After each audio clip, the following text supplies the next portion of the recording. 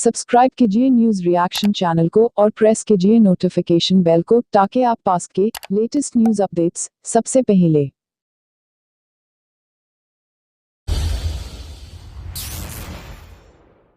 परंतु आदित्यनाथ जी हैं कहां? भारतीय जनता पार्टी के शासन में कानून का शासन है कहां? क्या ये वो रामराज है जिसका वायदा भाजपा ने करके सत्ता ली थी? इससे बड़ा गुंडा राज और जंगल राज हो ही नहीं सकता। भारतीय जनता पार्टी ने उत्तर प्रदेश को अपराध प्रदेश में तब्दील कर दिया है। इसने मेरे भाई के सिर में रोड मारी थी जब मेरा भाई गिरा था। छोटू ने मेरे भाई के यहाँ गोली मारी थी। अपनी भांजी के साथ छेड़छाड़ का विरोध कर रहे हमारे एक पत्रकार साथी विक्रम जोशी की निर्मम हत्या ने पूरे उत्तर प्रदेश में गुंडा राज का चेहरा बेनकाब कर दिया है। गुंडा राज का चेहरा बेनकाब कर दिया है। भारतीय जनता पार्टी मुझे लगता है कि मानसिक दिवालियेपन से प्रदेश में ग्रस्त हो गई है। जब दिल्ली के राष्ट्रीय राजधानी दिल्ली एनसीआर के साथ उत्तर प्रदेश के गाजियाबाद में ये हालात हैं, तो अंदाजा लगा सकते हैं कि यूपी की आदित्यनाथ सरकार में गुंडा राज और जंगल राज किस प्रकार से सर चढ़कर बोल रहा है।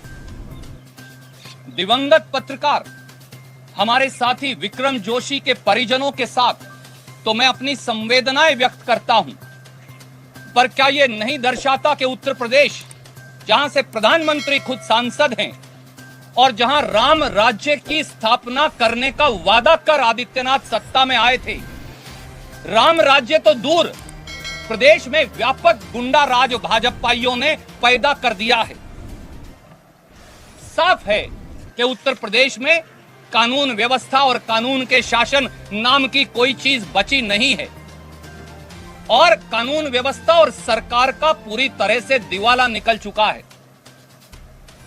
उत्तर प्रदेश की यह घटना और ज्यादा दुर्दांत है।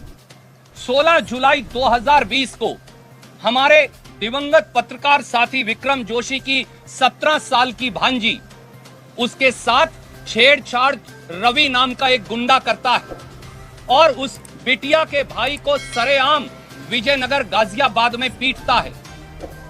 विक्रम जोशी एक पत्रकार होने के नाते उत्तर प्रदेश की पुलिस के पास मुकदमा दर्ज करवाने जाता है, पर आदित्यनाथ सरकार और उनकी पुलिस मुकदमा दर्ज नहीं करती।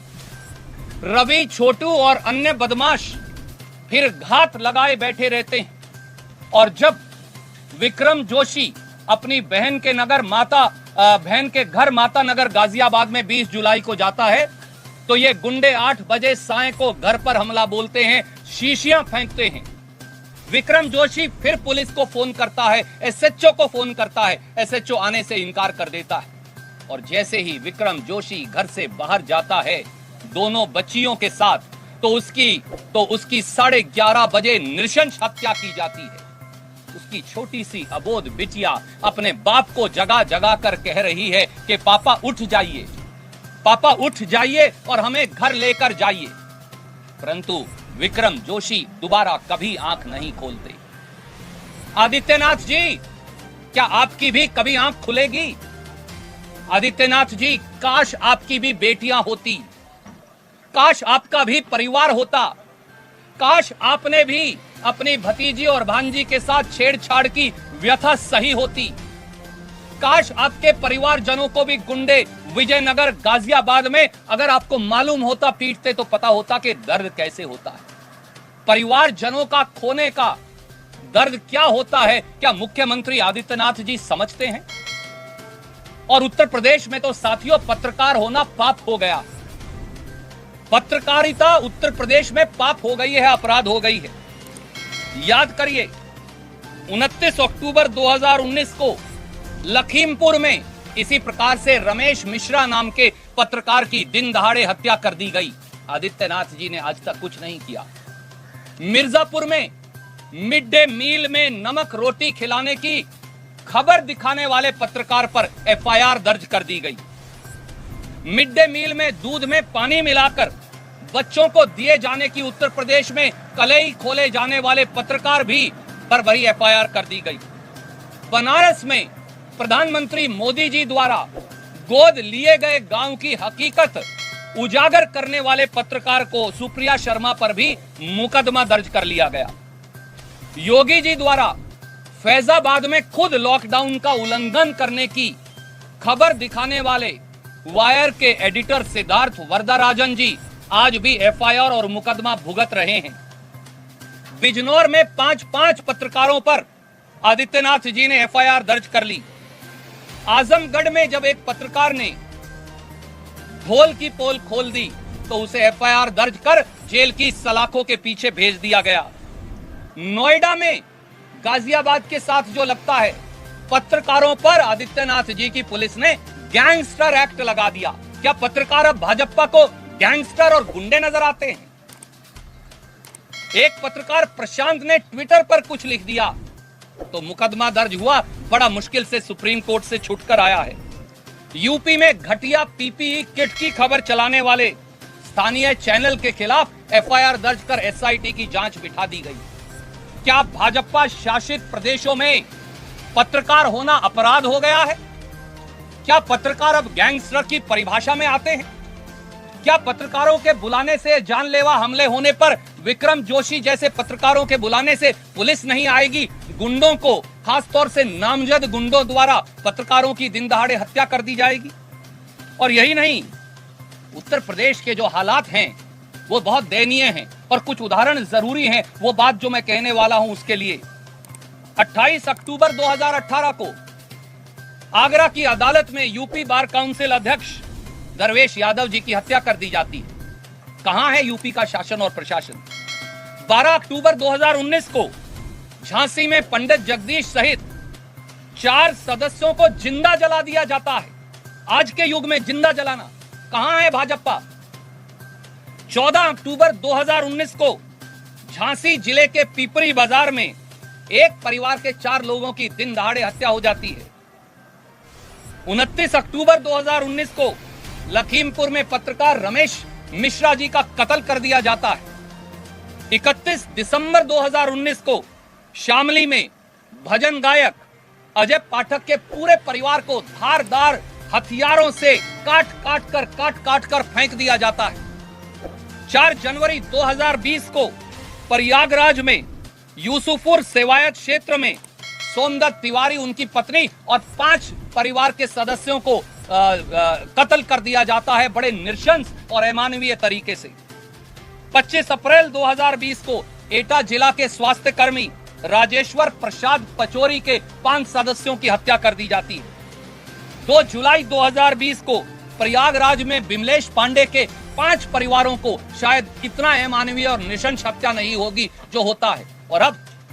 और अब विक्रम जोशी की नृशंस हत्या सरेआम होती है।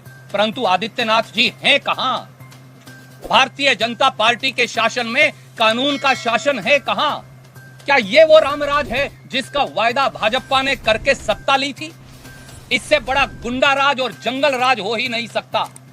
भारतीय जनता पार्टी ने उत्तर प्रदेश को अपराध प्रदेश में तब्दील कर दिया है और हमारी ये मांग है कि अगर आदित्यनाथ जी उत्तर प्रदेश के नागरिकों की रक्षा करने में सक्षम हैं, जैसा साफ साबित हो रहा है, तो उन्हें अपनी गद्दी पर बैठे रहने का अधिकार नहीं। ऐसे मुख्यमंत्री को खुद ब खुद इस्तीफा दे देना चाहिए। आदरणीय साथियों, एक और विषय है जो राजस्थान से जुड़ा है, जिसको लेकर मैं आपके बीच में उपस्थित हूं। भारतीय जनता पार्टी लगातार राजस्थान की चुनी हुई सरकार को गिराने का षड्यंत्र कर रही है। दिल्ली की सत्ता में बैठे हुक्मरान, दिल्ली की गद्दी पर बैठे हुक्मरान इतने निरंकुश हो गए हैं, इतने अहंकारी हो गए हैं, इतने स्वयंभू हो गए हैं कि उनका मानना है कि दिल्ली की सत्ता पर बैठे बादशाह जब चाहें, जिसे चाहें, जिस सरकार को चाहें, जिस जनमत को चाहें, अपने पांव तले रौंद सकते हैं।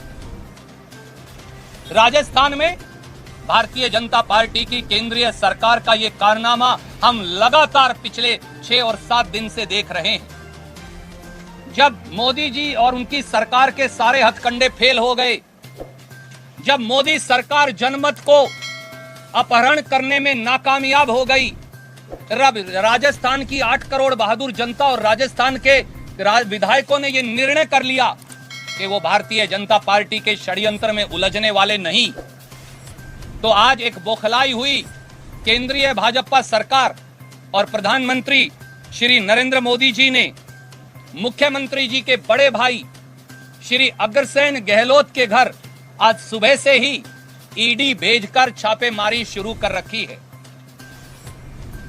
दोस्तों याद करिए, जैसे ही राजस्थान में भारतीय जनता पार्टी का चुनी हुई सरकार को गिराने का षड्यंत्र शुरू हुआ, तो 13 जुलाई 2020 को इनकम टैक्स और ईडी के छापे मारे गए। कांग्रेस नेता राजीव अरोड़ा पर, धर्मेंद्र राठौड़ पर और इस फेयरमाउंट होटल के मालिक रतन शर्मा पर डराने का, धमकाने का, दबाने का, कुचलने का प्रयास किया गया। भारतीय जनता पार्टी मुझे लगता है कि मानसिक दिवालियेपन से प्रदेश में ग्रस्त हो गई है। सब्सक्राइब कीजिए न्यूज रिएक्शन चैनल को और प्रेस कीजिए नोटिफिकेशन बेल को ताकि आप पास के लेटेस्ट न्यूज अपडेट्स सबसे पहले